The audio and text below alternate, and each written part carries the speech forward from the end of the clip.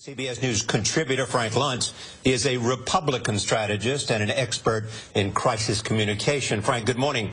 When you listen to Major's report, is there a chance that Shinseki can survive?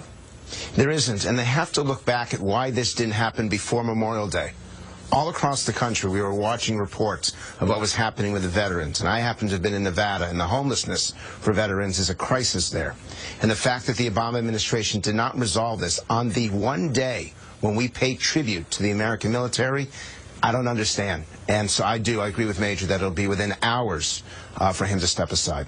You know, we keep hearing, Frank, that dozens of Democrats are calling for him to step down, yet some of the top Republicans, John Boehner and Eric Cantor, have not done so. What is the strategy on both sides, in your opinion? Well, when you see that 9 of the 12 Democrats have called for his immediate resignation, but you hear nothing from Harry Reid. When you listen to former Speaker Nancy Pelosi try to blame it on the Republicans, what veterans will tell you is that they do not want to see this politicized, that this is not a Republican or Democratic issue, that this is an American issue, and whatever commitment that you have for the veterans ought to follow through the Veterans Administration.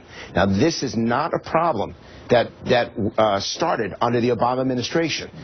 Again, if you talk to veterans, they will tell you that this has been happening now for a long time. It just happens that this is the point when the public becomes aware of it, and that's why it's become a crisis, a political crisis, as well as a crisis for how they're being treated. Even though, Frank, you advise Republicans and not the White House, what ought to be the White House's strategy now in terms of the fallout from all this?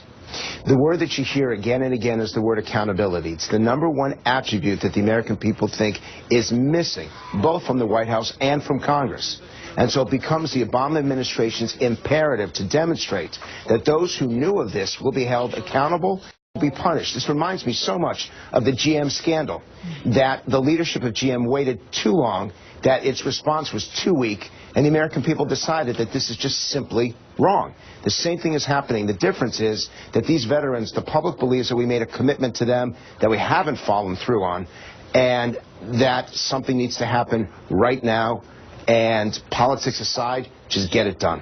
All right, Frank Luntz, we have to leave it there. Thank you. This morning.